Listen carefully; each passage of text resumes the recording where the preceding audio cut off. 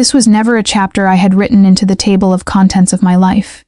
If you had asked me 5 years ago, or even 5 months ago, where I would be standing today, I would have shown you a blueprint that was clean, predictable, and entirely solitary. Looking back now from the vantage point of the aftermath, I suppose I should feel a heavy, crushing sense of guilt for deviating so wildly from that script. But the truth is far simpler, and perhaps far more dangerous because of its simplicity. For the first time in a decade, I felt awake. I arrived at Mara's house much later than I had promised. The evening was already bruising the horizon, the sky settling into a deep, hazy violet that makes the world feel soft and unfinished. I sat in her driveway for a long, heavy beat, my hands gripping the steering wheel at 10 and 2, just listening to the car engine tick itself into silence.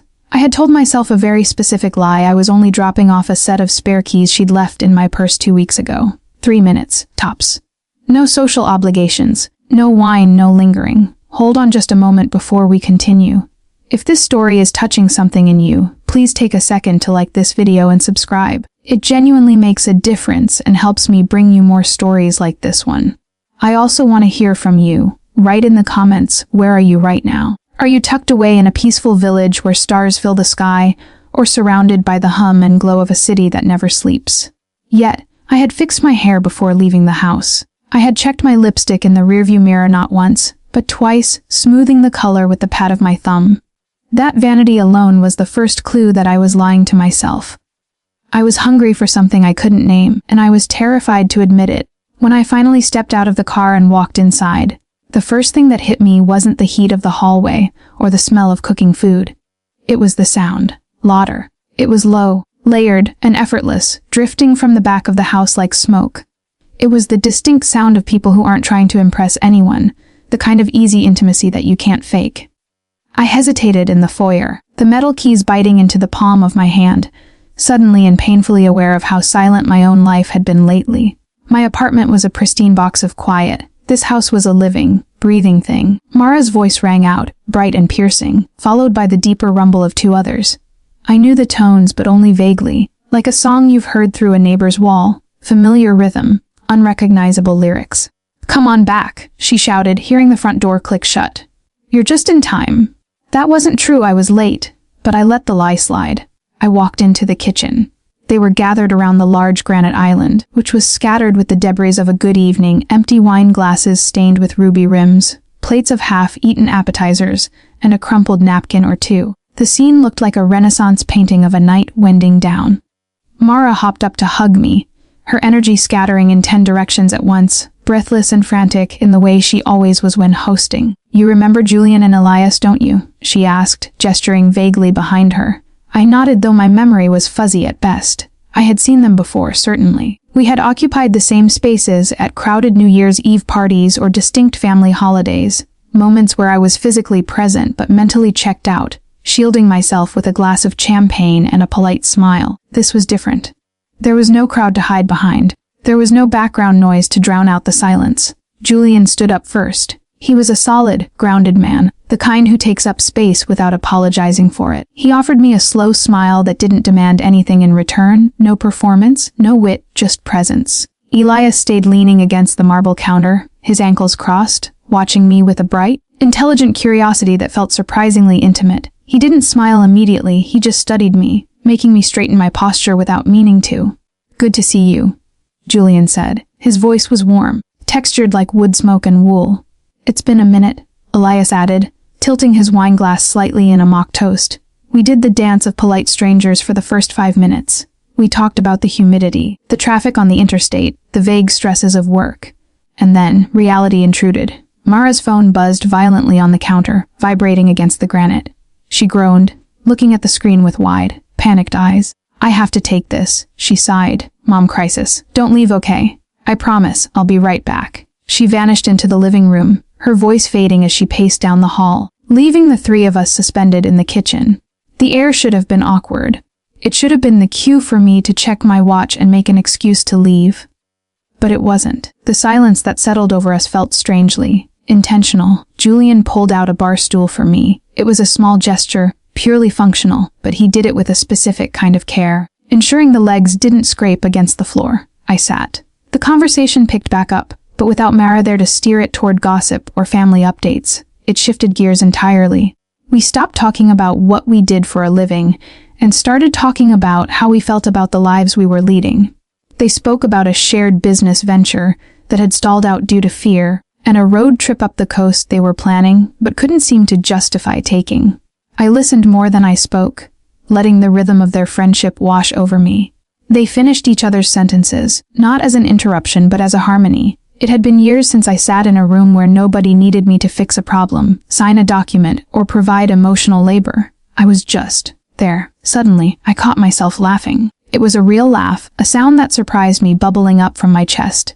It wasn't the polite chuckle I used at the office meetings. Elias noticed immediately. His gaze lingered on me, cataloging the sound, his eyes narrowing slightly as if he were memorizing the frequency. When Mara finally popped her head back into the kitchen, she looked frazzled, coat already halfway on.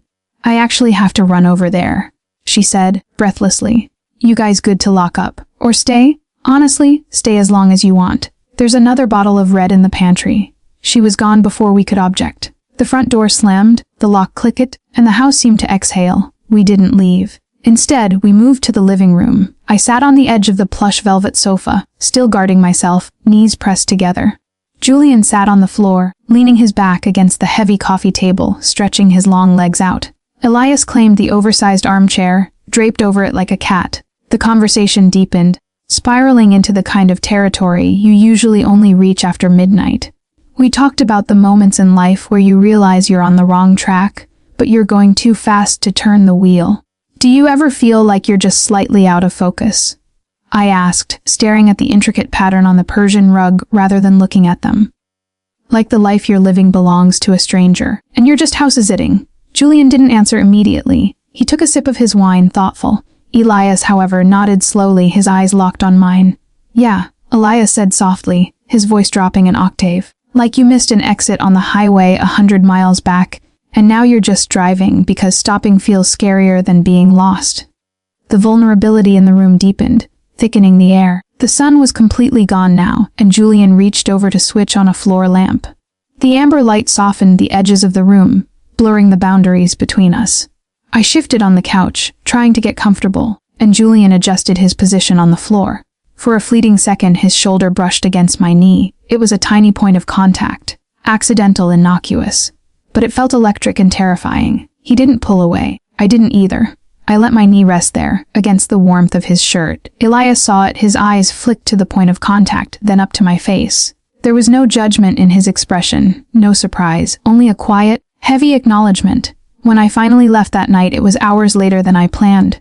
Standing at the open door, the cool night air rushing in, Julian looked at me. "I'm really glad you showed up," he said, and the sincerity in his eyes made my chest ache. "Me too," I said, and as I drove home in the dark, I realized I meant it more than anything I'd said in years. In the weeks that followed, they wove themselves into the fabric of my routine with a terrifying ease. It started small, a text invite for a drink after a particularly long Tuesday. A request to help them pick out a gift for a mutual friend. Sometimes Mara was there and we were a chaotic, loud quartet. But more often than not, she was busy, and it was just the three of us. When she wasn't there, the air was charged, humming with an unspoken current. Julian became a silent guardian in my periphery. When we crossed the street, he instinctively walked on the traffic side, his body a shield between me and the world. Elias, on the other hand, was the observer. He remembered things I barely whispered, my favorite obscure author, the specific way I hated cold coffee, the fact that I got headaches when it rained. One Saturday, we ended up at a sprawling vintage market on the edge of town. The air smelled of dust and old paper.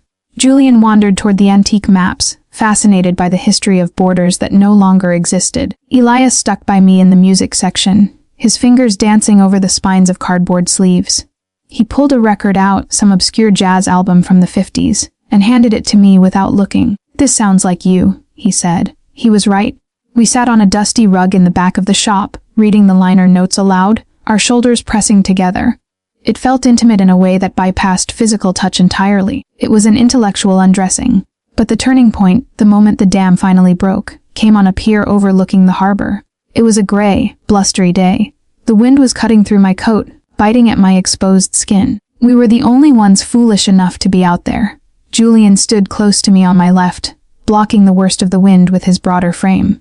He was warmth and solidity, an anchor in the storm. Elias was a few steps ahead, leaning on the railing, watching the gray water churn and crash against the pilings. I looked at the horizon, feeling a sudden surge of vertigo. The plan I had made for my life was dissolving, salt water eroding the ink. "Do you ever get the feeling that everything is about to break?" I asked, my voice almost lost to the wind, like the center cannot hold. Julian turned to look at me, his expression serious, his dark eyes searching mine. "Or maybe," he said, his voice low and steady, "everything is finally coming together. Maybe the breaking is just the sound of the pieces fitting into place."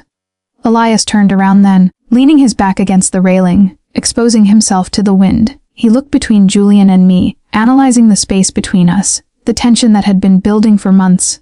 "The only question is," Elias said, locking eyes with me, "are you brave enough to let it happen? Or are you going to run back to the car?" The silence between us was heavy, but it wasn't empty. It was full of the answer I had been too scared to articulate. My heart hammered against my ribs, a steady, demanding drum. For the first time, I stopped wondering about the consequences. I stopped worrying about the optics, about the shoulds and the oughts. I stopped worrying about the plan I had written for myself years ago, a plan written by a woman who didn't know she was lonely. I reached out, my hand trembling slightly, and took Julian's hand. His fingers closed around mine immediately, solid and sure, grounding me to the earth. Elias watched the connection happen, a slow smile spreading across his face.